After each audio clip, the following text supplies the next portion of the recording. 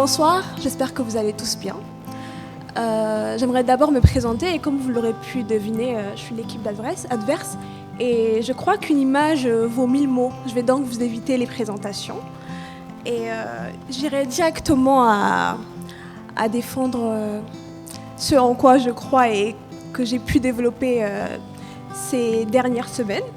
Donc, juste pour information, j'aimerais bien revenir sur une définition qui est la définition du mot ou l'étymologie du mot chômer ou chômeur. Elle nous vient du latin comar, désignant un temps de pause que les hommes et les bétails prenaient en cas de forte chaleur. Donc en gros, le chômage voudrait dire un temps de repos qui nous est nécessaire, surtout en période de chaleur.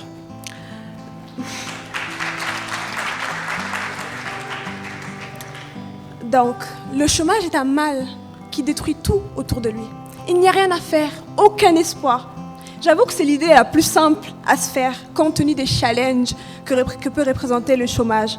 Et donc, cela voudrait dire que notre vie et notre destin ne dépendent pas de nous. Le chômage est un problème social, c'est un fait, et je ne le nie pas, mais pas une fatalité. Ne croyez-vous pas qu'il est donc essentiel de remettre les choses dans leur contexte ? Dans un premier lieu, il est donc essentiel pour moi de vous révéler les faces cachées du travail et ensuite, pourquoi vous devez considérer le chômage comme la meilleure des choses qui vous soit arrivée.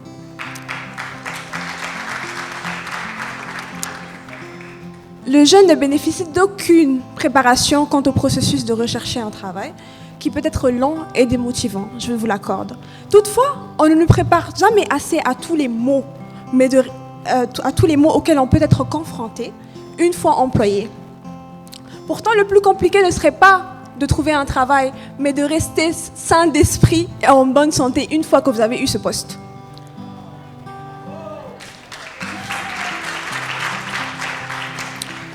L'environnement toxique dans le monde professionnel, on en parle ? La discrimination basée sur le genre, l'ethnie ou l'handicap, le favoritisme, les violences psychologiques, le harcèlement moral, l'intimidation, mais encore l'humiliation.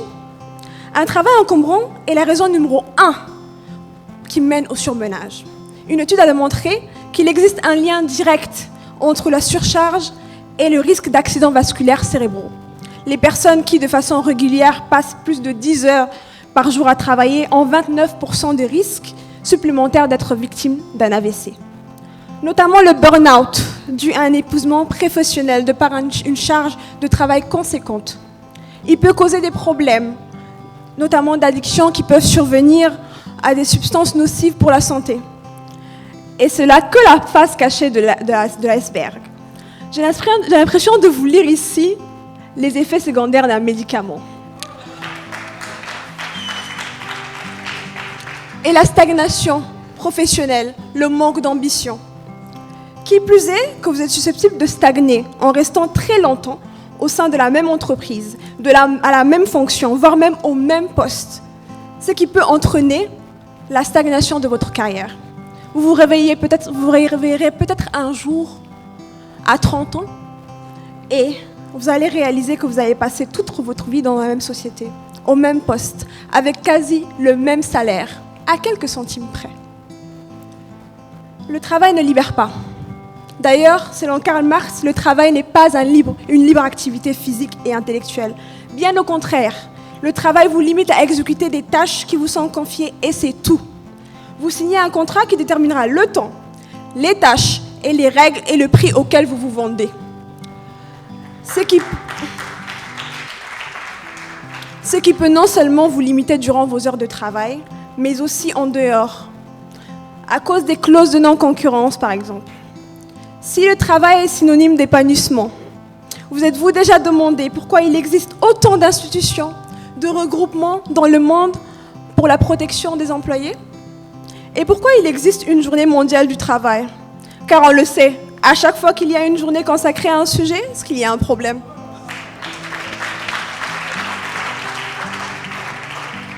Le travail n'est pas le meilleur moyen pour vivre, il n'enrichit pas. Pas du tout. C'est un moyen de survie. Vous vendez votre temps en travaillant et en contrepartie, vous devez percevoir vous devez percevoir une somme qui équivaut à la valeur du travail que vous avez fourni. Il s'agit là de la règle, mais est-ce le cas? Pas du tout.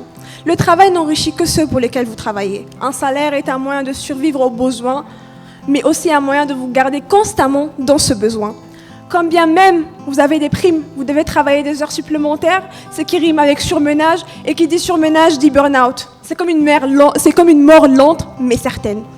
Par ailleurs, le travail est présenté et perçu comme un privilège. Il est donc revêtu d'une peur, mais vous êtes plus enclin à tomber dans les dettes vu les facilités d'accès au crédit. Toutefois, vous pouvez vous retrouver au chômage du jour au lendemain. Et il n'est pas du tout facile de rebondir et se reprendre en main par la suite. Surtout quand toute l'estime qu'on a envers soi dépend d'un simple poste. En vue de tout ce que cela implique, j'oserais là parler du travail comme étant une fatalité.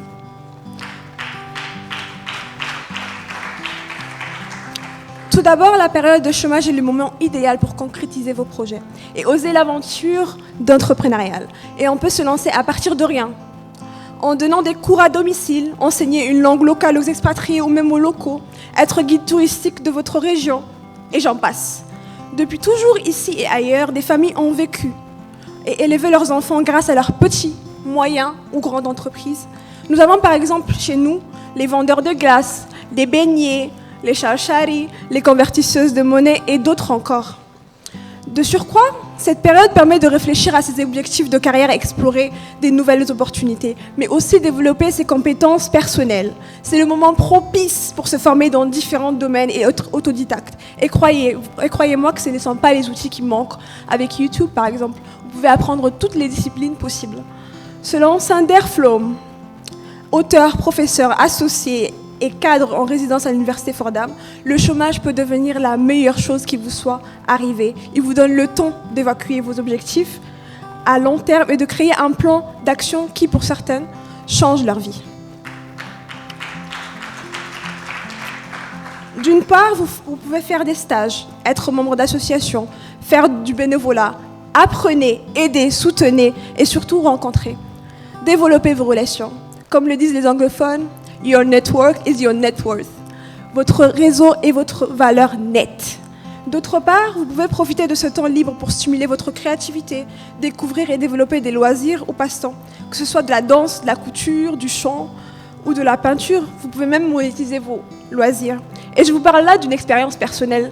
J'ai fait de la théâtre depuis 2016, ce qui m'a permis en contrepartie, vaincre ma timidité et me faire un peu d'argent de poche de côté. Donc oui, il y a des moyens, il suffit juste de chercher et ne pas se focaliser sur les problèmes.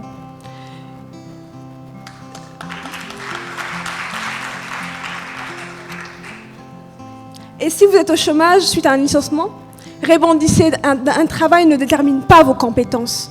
Allez au-delà des limites que votre subconscient vous impose.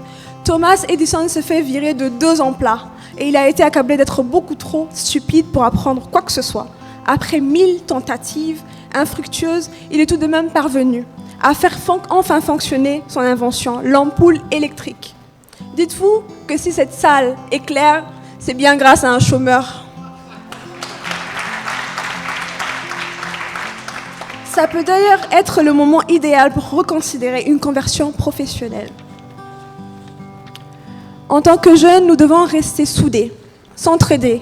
Au-delà même de l'aspect financier, il y a un besoin de soutien moral. Et ce soutien ne le rend pas de ceux qui ne vivent pas notre quotidien.